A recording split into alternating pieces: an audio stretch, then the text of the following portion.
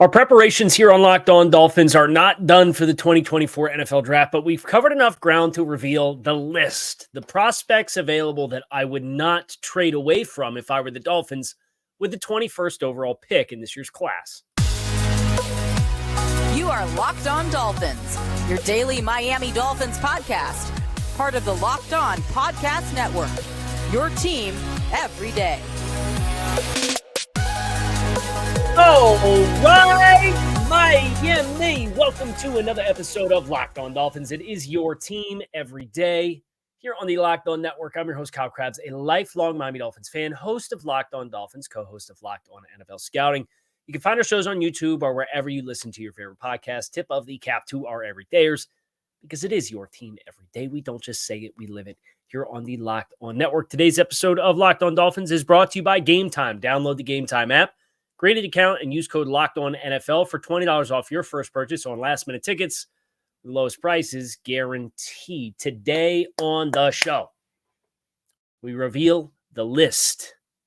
What is the list? The list is the prospects in the 2024 NFL Draft that if they are available on the clock for the Dolphins, I would not trade out of picking. Now, this cuts both ways. You could be in a world where none of these players are on the board when you pick at 21 and you say, okay, well, let's regroup, slide down the board, recoup some of the draft capital we lost, courtesy of the tampering or the Bradley Chubb trade, because you're missing a 3 and a 4. And we'll come back on the board and try and find appropriate value later on. Or you could have multiple players of the list that are still available. And that being the case, you would then kind of take the mathematical look at the board behind you and say, how far could we afford to go down and ensure we still get one of these players? Or you might just be so head over heels with one of these players on this list that you stick and pick one of them, regardless if he's the only one left or if there's 8 of them left on the board. Now, any of those outcomes, I'm totally cool with. But this is from my perspective, me evaluating the prospects. I want to make sure that we take the time to define the list for what it is. I've evaluated the prospects. I've worked through kind of the consensus. I believe I'm through the consensus top 75 players. We have obviously not done presentations on all of them. I haven't decided not to do that breadth of player evaluations and instead try to cherry pick the right names to bring to the table for you guys to talk about. But I've done the evaluations through the lens of fitting for Miami's scheme, what we anticipate they're going to look like on both sides of the ball, what they have, what they don't, what they like. And I've graded these players in accordance with that scope. And what I have come up with is a list of 10 players. 10, well, technically 12, but there's a quarterback on here and there's an injury flag that I think disqualifies a player from being drafted. So I have a grand total of 12 names. And they're the 12 highest graded film grades and assessments that I have given out for the Dolphins scheme thus far this draft cycle. And I'm deep enough into the class that I feel pretty good about not finding any additional names, which makes now the logical time to say, look, here are, in my eyes, the 12 best players in this class tailored for Miami's scheme. And if you walk away with any of these players, I'm going to do backflips out in my backyard. And I can't do backflips, but I'll figure it out, or we're going to have one heck of a viral moment on our hands if I don't figure it out. The good news about the list is there's a number of players who, when you look at their ADP on the mock draft simulators and the data, there's some that are kind of in the ballpark of where Miami's picking. So you feel like some of these you have a realistic chance. I remember last year we did the evaluations and we're talking about, we did the Bijan Robinson conversation, the Jahmyr Gibbs conversation. It's like, look, these guys aren't going to be where Miami picks in the 50s. You talk about what a trade up would look like, but you really know it's not particularly realistic, but they're awesome fits for your scheme. you knew you were never going to sniff those players. There's players on this list that you won't sniff this year either because they're going to be long gone by the time like anybody's on the board that even thinks about trading a pick. And then the other exciting thing is that the players that you know are going to go before this that aren't on the list, the Jaden Daniels and JJ McCarthy's of the world and the Drake Mays of the world, that are going to push the players on my do not trade away from list or do not trade out of all of them list, closer and closer to you. And there's some intersection between needs and value with this list. Not all of it. Case in point, Caleb Williams, I'll spoil that. Caleb Williams graded high enough for this system and scheme that I wouldn't be a player I would trade away from. And obviously there's, he's going to go predictively first overall. That's not saying I'm advocating for replacing Tua Tagovailoa. I'm just saying in evaluating all of the players in the class, if he were on the board at 21, he'd be a player that I'd be like, do I want to trade away from him? Probably not. I think he's a very, very, very promising quarterback, and in this system would be totally electric. But it's a moot point because he's going first overall, and the Dolphins are going to pay Tua Tagovailoa. So, but that's one of the 12 highest graded players on the list, and I figured I'd acknowledge him now and get that part out of the way. We'll cut the list to 11 for the next segment in which we introduce who they are, including the one player who, from a medical background perspective, is going to be disqualified from being on this list, but is a name to watch if he ends up sliding a little bit further down the board, regardless of whether or not he is a need for the Dolphins, because the ideal is to draft the best available players and figure out the rest as you go. And they've kind of been positioning themselves to do that. It's not a complete process yet, but if they feel like they're close enough and they feel like they have enough avenues for the other areas of need on the roster, then you're not married to, well, we have to get a defensive tackle, or we have to get an offensive lineman, or we have to get a wide receiver 3. Right? So that doesn't account for any of this list. But it's the players that if they're on the board when the Dolphins pick at 21, you do the math and you do what you need to do to make sure that one of them is available when you put your card in, whether that means there's a surplus and you move back far enough to guarantee you still get one of them, or scarcity where they're all gone. That would be the trade down scenarios. But if there's one left, I'd turn in the card with that name on it. I'd feel really good about it. I feel really good about a immediate contributor, an impact starter for your football team. So we're going to get into who is on the list next here on this episode of Locked On Dolphins. Stick with us. Today's episode of Locked On Dolphins is sponsored by BetterHelp. A lot of us spend our lives wishing that we had more time. The question is, time for what? If time was unlimited, how would you choose to use it? The best way to squeeze that special thing into your schedule is to know exactly what is important to you and make it a priority. Bet Therapy can help you find what matters most to you so you can do it more. If you're thinking of starting therapy, give BetterHelp a try. It's entirely online, designed to be convenient, flexible, and suited to your schedule. Just fill out a brief questionnaire to get matched with a licensed therapist and switch therapists at any time for no additional charge. Learn to make time for what makes you happy with BetterHelp. Visit BetterHelp.com/lockedon today to get 10% off your first month. That's BetterHelp, HELP.com/lockedon.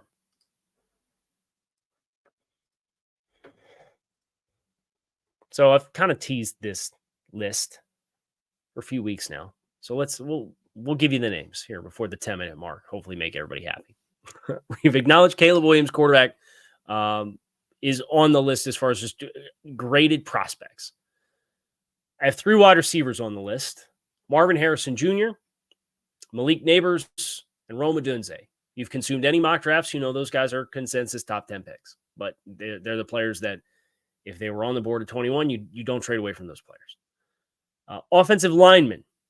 I have 2 offensive tackles I would not trade out of if they were available, regardless of where they are projected to be drafted. One is Joe Alt, who's considered and projected to be the top offensive tackle. The other is Troy Fautanu from Washington, University of Washington State, or Washington Huskies. He is my second-ranked offensive tackle in this class.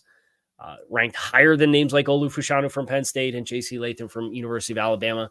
I think Fashanu, the explosiveness off the line, the aggressiveness in which he plays, his style of pass protection, I think that all projects more favorably to the scheme that the Dolphins want to run and what they impress on their offensive linemen. And because of that he is my second offensive tackle and the one that if he's there, I feel really apprehensive about moving out. Now, some of these other guys, like Olu Fashanu, no, he didn't make the list, but if he's the pick at 21, I mean, he's rated 4 spots out of the list, so he's a top 20 player on my board.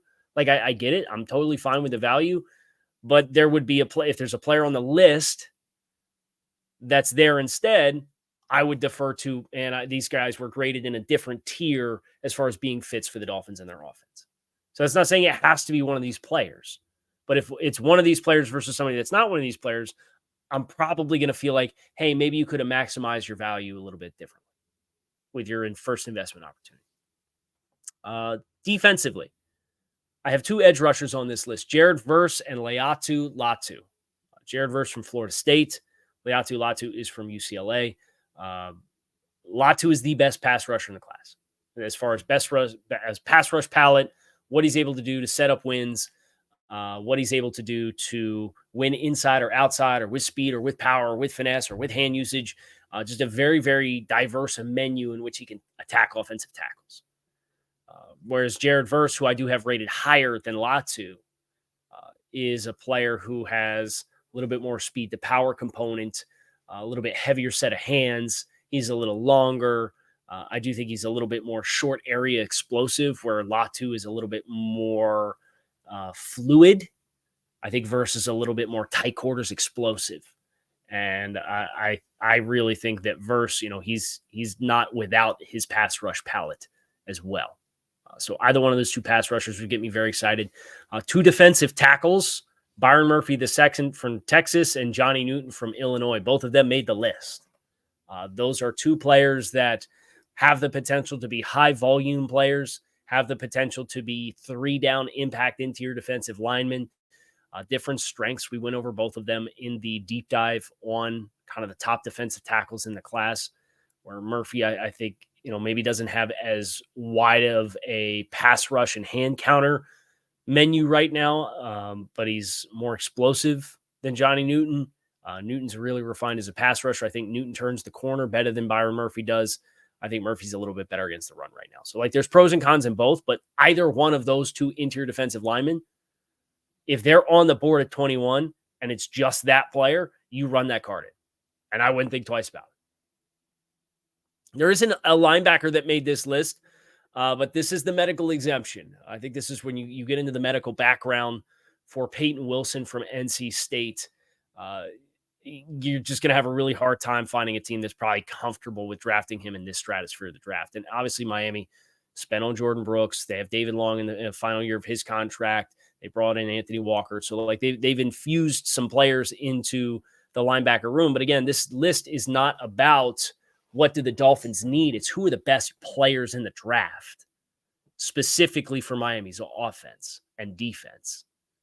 When you consider the scheme, who are the talents that have the best potential to be plugged in and be a quality starter right off the jump. And I think that's probably the defining variable here. A year 1 quality starter. I feel like this list is those players. Not to say other players can't or other players wouldn't make sense or you couldn't draft other players. I'll keep saying it because I know I'm going to get comments. Why didn't you mention Brock Bowers? Well, Brock Bowers is ranked 14th on my list. If you get him at 21, just from a raw numbers perspective, you got appropriate value for the pick. I just got done doing the show yesterday. Should the Dolphins go get Brock Bowers no matter what? And my stance was if he's there at 21, you want to pick him, great. I wouldn't trade up for him because he's not on this list. So I think there's these other players that man, if you really want to get the most impact with your pick, I think the year 1 and year 1 to year 3 projection for Brock Bowers, while there's plenty of correlation and there's plenty of appeal, these other players I think offer more. So these are the players that I'm really dialed in on. Peyton Wilson is on the list just from a film grade perspective, but he has several ACLs, several shoulder separations. So there's just too much medical history for a linebacker there. So he's probably going to get pushed to day 2 as a result. I do have a corner as well. I know I can hear it already. Dolphins, another corner with a top pick with Kendall Fuller and Jalen Ramsey acquired in the last 2 years from pro personnel, and Cam Smith acquired, and Kader Kohu is it's like, I get it. But Quinyon Mitchell's a baller, man. Quinyon Mitchell from Toledo is a 4.3 athlete with 6'1", 200 pounds, 4.3 speed, and has showcased himself to the highest ability for coverage versatility. And he plays a premium position. Now that positional value is not impacted in the status of whether or not you made the list. It's strictly speaking, I graded you against the scheme. How did you project with your current talent and skill set against the scheme? So in order in which I graded them as far as the talent, this is like if you were going to stack them 1 through 10, like we're acknowledging Caleb Williams exists, but Caleb Williams is going number 1 overall to Chicago Bears, and Peyton Wilson from a medical standpoint is not going to make the list. He's just a disqualifier. The pre-draft process is just as much about finding a reason to disqualify someone from being the investment because of the risk that is incurred when you make that selection. And for Peyton Wilson in the first round, the risk outweighs the reward, even though he's my 4th highest graded player against the Dolphins scheme. So he's not going to make the final cut. And we're going to not include Caleb Williams because we're not going to waste that time and energy. And I'm sure some people would get upset about the conversation about any quarterback being a pick at 21 anyway, just because, like, I get it. The Dolphins have their quarterback. And if you want it to be different, I'm sorry. They're committed to this space. And I try not to invite that BS. If you want that kind of drama, there's plenty of other YouTube channels and podcasts out there for you to consume to do that.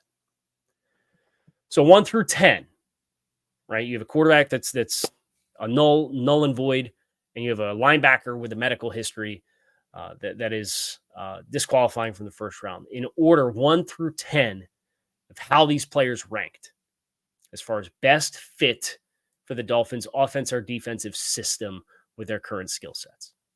Joe Alt is 1. I think he's phenomenal. He is prototype to the nines, former tight end, and moves like a tight end still, despite being just a mammoth human being. I think he's going to be a home run selection for somebody. Marvin Harrison Jr. is number 2. I know that's a little bit of an upset to have somebody over Harrison Jr., but I do think Alt has really, really special talent, and his ability to be versatile on the line of scrimmage is trumping the ability to be versatile with where you line up and win on the perimeter versus win in the slot. And Marvin Harrison Jr. run after catch is not one of the hallmarks of his game. So that's kind of why the consensus of Marvin Harrison Jr. is a higher rated player for all 32 teams. It's probably true if you were to apply it for all 32 teams, Harrison Jr. would be a higher ranked player. But if I'm putting it specifically through the lens of who the Dolphins are and how they look at players, I come out with Alt on top. And then Harrison Jr. at 2. Troy Fautanu is 3. This is important to remember because when we're done going through the 1 through 10, we're going to look at, according to Pro Football Focus's data, where their average draft position is across all the mock drafts that are being run. And then have a conversation of like, okay, who's realistically not going to be here? And then who realistically has a chance to be here? And where do they rank on this list? Because that's going to determine exactly how excited you get to turn in the cart. Peyton Wilson would be 4th, but disqualified for medical background. So 4th is Byron Murphy II, the defensive tackle from the Texas Longhorns. 5th is Malik Neighbors from the LSU Tigers. 6th is Quinyon Mitchell from the corner from the Toledo Rockets. Jared Verse is next. That's 1, 2, 3. Lost my spot. 6. 7 is Jared Verse from Florida State. The edge defender, Roma Dunze, is 8. Wide receiver from Washington, Johnny Newton, the defensive tackle from Illinois, is 9. And Layatu Latu, edge from UCLA, is 10. Those players in that order would be how I would prefer to attack them if they were on the board for Miami. Those would be the players that if 5 of them are left, I'm not trading down more than 4 spots to guarantee I get one of them. If you told me that only one of them was left and it was Troy Fautanu, who's the third ranked player on this list, regardless of positional value or anything like that, I'd stay and pick him. If they're all gone, then yeah, I might look to entertain trade down, get into the next tier of players where I think there's some players that are closely bunched together. Just missing the list. We'll get into honorable mentions next, as well as the probabilities of these players making it to 21 here on Locked On Dolphins. Stick with us. Going to your favorite sporting events or concerts should not be a stressful experience. And thanks to our friends over at Gametime, it no longer is. Gametime is now an authorized ticket marketplace for Major League Baseball, which makes getting tickets even easier than before. Tickets on Gametime actually go down the closer it gets to first pitch, with killer last-minute deals, all-in prices, views from your seat, and their lowest price guarantee. Gametime takes the guesswork out of buying MLB tickets. I used Gametime several times this past season for Dolphins games on the road, be it Washington or Philadelphia, and it was really easy to get in, get an idea of what the sight lines were going to be for these stadiums. You get all-in ticket prices up front, no surprises when you go to check out your cart. And Gametime has zone deals. You can save even more when you choose the section and let Gametime choose your seats. And they have flash deals in the app to select seats ahead of the game or event. And they also have the lowest price guarantee. They will credit you 110% of the difference if you find tickets in the same row and section for less. Take the guesswork out of buying tickets with Gametime. Download the Gametime app. Create an account and use code LOCKEDONNFL for $20 off your first purchase. Terms to apply. Again, create an account or redeem code LOCKEDONNFL, LOCKEDON NFL for $20 off. Download the Gametime app today for last-minute tickets. Lowest prices guaranteed. So, the honorable mentions, I have four that were like in the very tippy top of the next tier. Because the way that I do things is I grade the players with positional weight or with trait weight, I should say. Each position has 10 traits that I grade them on that are tailored to Miami and what Miami does offensively and defensively. And it spits out a number out of 100. And it gives you that is the player's grade, right? And depending on what number you get, it puts you into tiers, buckets, if you will. And the top two tiers / buckets are like the tippy top elite of elite, like top 10 overall picks. And then there's another tier that's like top 20 values. Miami picking at 21 is kind of in that weird limbo where they're just outside the top 20. So maybe your expectation shouldn't be that you're going to get a top 20 value. But if you really want to get surplus value with the pick, you'd be looking for a player that would be valued in a vacuum as a top 20 selection. It gives you 12 total players in this year's class. Evidence, I'm down on some of the other quarterbacks. They didn't get graded in the stratosphere, particularly for Miami and their system and what they want to do. Brock Bowers, we talked about him yesterday. A little bit more of a Dalton Kincaid type offensive weapon as compared to the be-all, end-all tight end prospect, the greatest of all time, which I've seen thrown around, which just feels crazy to me as well. And then some of the other offensive linemen, guys like Jase Medical and Olufashanu, guys who have really appealing traits, but I don't think they're necessarily complete profiles for Miami, where I think about Latham, and I'd love to have a little bit more dynamic athleticism off the ball, right? And for Olufashanu, it's just the consistency of the balance. You know, there's times where he overextends himself over top of his frame a little bit more, where I think Alton Fatanu kind of play within themselves and trust their athleticism a little bit more. They're a little bit more refined as far as maximizing their gravitational pull. And not allowing their base to be compromised. So my honorable mentions, Cooper DeJean from Iowa. I graded him as a safety in the Dolphin system. I actually graded him as both a corner and a safety. He graded higher as a safety, so I put him on the list as a safety. Brock Bowers, the tight end from Georgia. Dallas Turner, the edge rusher from University of Alabama.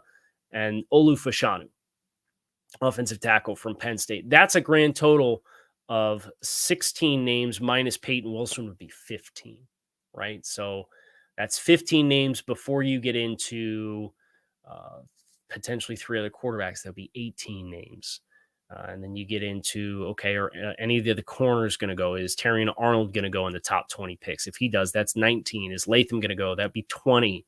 Right. So you sit here, you start doing the math. Talise Fuaga, who rated higher as an interior offensive lineman as compared to an offensive tackle for me for Miami scheme specifically. You start sitting here doing the math, you can get that number to a point where the expectation should be one of these guys should be here. But realistically speaking, when you forecast them, will they be? So let's look at the 10 names that were on the list in order, starting with Joe Alt. His average draft position, according to Pro Football Focus, is all of their mock draft data is 7th overall. That would be the Tennessee Titans. I think it's safe to say he's not going to be there. So that's one of those. You acknowledge how great of a fit he would be for Miami, but you also acknowledge it's a pipe dream. It's probably not going to happen. Same goes for Marvin Harrison Jr. His average drafted position is 4th. Probably going to be the first wide receiver off the board, if not the second wide receiver off the board. Probably going to be a top 6 pick.